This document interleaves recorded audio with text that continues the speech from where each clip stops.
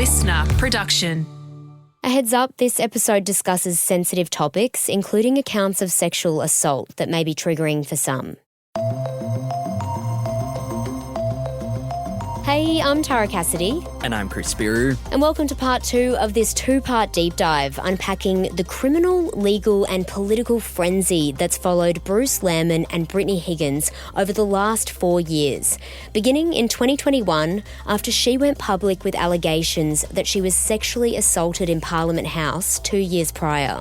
In part 1, we went through everything that happened after Brittany first told her story, the legal domino effect that ensued, a criminal trial, an inquiry into the police and separate corruption probe, as well as the defamation case. This episode, we're going to unpack everything that's taken place since then, as well as a fresh criminal case that was launched against Bruce Lehrmann that's still playing out in court. But first, what's happened in the nearly 2 years since the Lehrmann-Wilkinson defamation trial wrapped up? Well, first and foremost, the federal government settled with Brittany, paying her around $2.4 million over her loss of earnings, legal costs, and $400,000 for the hurt, distress, and humiliation that she suffered. Now, Brittany's former boss, Defence Minister Linda Reynolds, wasn't happy about that decision because she felt that it suggested to the public that Brittany's original comments about her and the government's dealings with the rape allegations were true. Now, remember, Brittany alleged at the time that her job was at risk and she suggested there'd been some kind of political cover-up. However, Justice Lee later found that not to be true at all, instead saying that was pure speculation on Brittany's account and that she had been supported by her employers. So when the government decided to settle with Brittany, Linda Reynolds said basically that wasn't right and that she'd been left out of the mediation process and wasn't given a chance to provide her version of events. So Reynolds called for that payout to be investigated by the National Anti-Corruption Commission and filed legal action against the federal government, claiming they'd been negligent and breached their duty in doing so. It was investigated by the NACC, finding no corruption or improper interference by the Labor government had taken place. Now, this wasn't the only legal battle Linda Reynolds launched. She also took defamation action against Brittany Higgins and her partner David Shiraz in relation to some social media posts they made in 2022 and 2023. David made a Facebook post and tweeted claims that Linda pressured Brittany not to continue with her sexual assault complaint to police, that she interfered with the police investigation, and that she was a hypocrite for advocating for women and gender equality. Meanwhile, in 2023, Brittany posted some Instagram stories alleging that Linda Reynolds was still continuing to harass her via the media, that she'd admitted to mishandling her rape allegation and apologised, and that she'd behaved questionably during Lehrmann's criminal trial. Later the same month, she then tweeted further comments alleging that Linda Reynolds was trying to silence rape and sexual assault victims and had been harassing her still. Now, David chose not to defend himself in the defamation action brought against him by Reynolds, citing that he couldn't afford the legal costs. But the defamation trial against Brittany went ahead in September 2024. Now, it was originally set down for 5 weeks, but it finished after about 3, with Brittany not testifying for health reasons. Now, the trial did hear from Linda Reynolds for a full week, who detailed how the allegations had impacted her reputation, her health and her career, saying she had been hospitalised and suffered a mental and physical toll, as well as had been vilified in the media and by the public. The court also heard how Ms Reynolds labelled Brittany a, quote, lying cow after she accused the senator and the government of mishandling her allegations, a comment that caused a lot of backlash and for which Prime Minister Scott Morrison later publicly apologised. The trial also heard from Reynolds' partner, various colleagues, including former Prime Minister Scott Morrison himself, other politicians, journalist Samantha Maiden, who first broke the story about Brittany's rape, and evidence from police. After about 5 weeks, the judge then went away to review everything that had been raised in the trial and reserved his decision until just last month. The court found 3 of 4 social media posts in question did defame Linda Reynolds and caused serious harm to her reputation, health and job, while 1 did not. Combined, Brittany and David's posts led them to being ordered to pay $400,000 in damages and interest, with lump sum costs of $490,000 ordered in David's proceedings, while Brittany was ordered to pay 80% of Reynolds' legal cost, with the amount for that yet to be determined. Today, Justice Tottle has definitively established the truth. There was no conspiracy and there was no political cover-up of a rape. The defendant has not established her defence of truth or any of her other defences. Since then, Brittany has lodged a last-minute appeal, which was actually just in recent days, and we will hear more of that in coming weeks. Now, that's everything to do with the defamation cases to date. For the final part of this two-part deep dive, we want to unpack some other criminal cases that have been launched against Bruce Lehrmann, which are separate to the one relating to Brittany Higgins and the legal probes that came after that. Now, these are still going through the court, so we'll just give you the top line of what happened, what's being alleged, and where we're at now. So, let's go back for a moment to 2023. In the moments before the highly publicised defamation trial between Lehrmann, Network 10 and Lisa Wilkinson, there had been widespread media coverage about a unnamed high-profile man who'd been charged with 2 counts of rape in Toowoomba, Queensland, for crimes alleged to have occurred in 2021. Just weeks before the defamation trial started, that high-profile man was revealed to be Bruce Lehrmann, with the charges relating to an entirely separate allegation from another woman.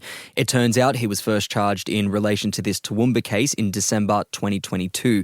The same month, his retrial relating to Brittany Higgins was dropped. However, because of strict laws around the reporting of accused sexual offenders in Queensland at the time, the media was prevented from reporting Bruce Lehrmann's name.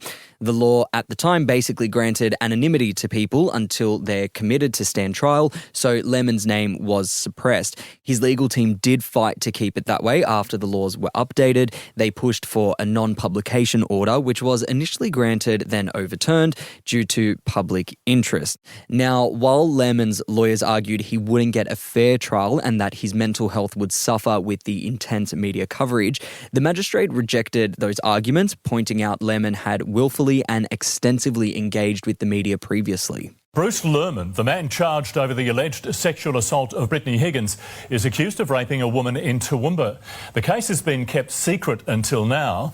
Late this afternoon, a court lifting a suppression order. Now, the allegations in the Toowoomba rape case, they are as followed. Bruce Lehrmann was allegedly drinking at a nightclub with a woman in October 2021. The woman claims that she became drunk and sick, vomiting, and that Lehrmann persuaded her to go with him to his former schoolmate's house.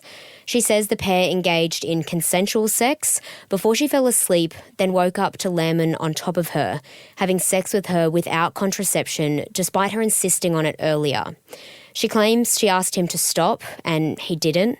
She also claimed that when she pulled away, Lehrmann climbed back on top of her and said, "It's okay, it's okay." She reported the incident to police in November 2021, apparently after recognising him in news coverage relating to Brittany Higgins' allegations. Now, Lehrmann continues to strongly deny these claims, arguing that he and this woman in Toowoomba did have sex, but that it was consensual both times, with the woman's legal team also arguing that she was too drunk to be able to provide consent. Now, as we mentioned, this case is still making its way through the court as we speak, but there have been a few developments since it first came about. So in July 2024, Lehrmann was committed to stand trial for 2 counts of rape in the Toowoomba Magistrates Court. A date is yet to be set for that. However, since that hearing, Lehrmann's legal team have accused investigating police of destroying evidence relating to the case, including a hard drive that contained evidence like footage and witness statements, and they've actually called for the trial to be abandoned. In July, his legal team said phone calls between Lehrmann's lawyers and Queensland police were obtained illegally, and as recently as last fortnight, they were seeking a full forensic copy of the woman's phone. They've also applied for a judge-only trial, saying Lehrmann won't be able to get a fair trial given the extensive media coverage of the Higgins case and related Network 10 and Lisa Wilkinson defamation trial.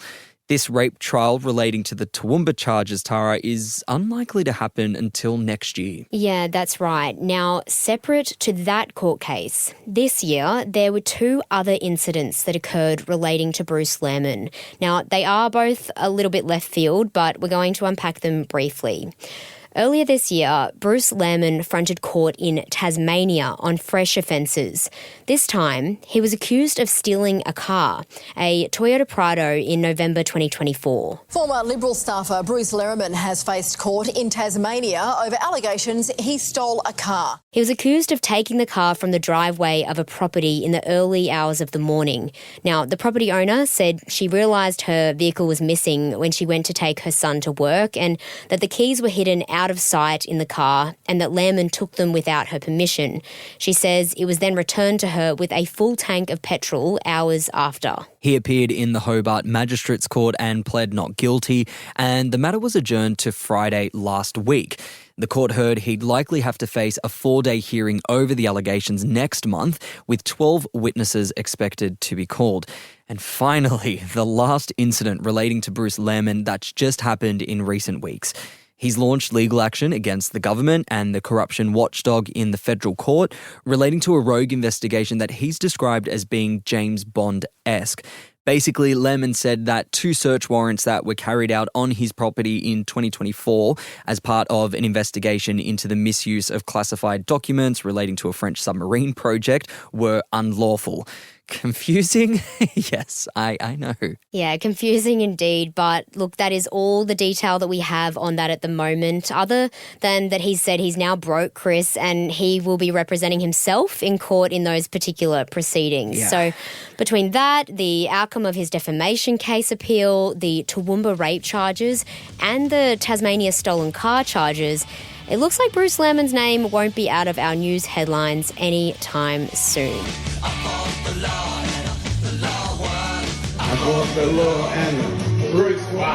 Now, that brings our 2-part deep dive to a close for today, but thank you for listening. I'm Tara Cassidy. I'm Chris Spyrou. We'll catch you next time.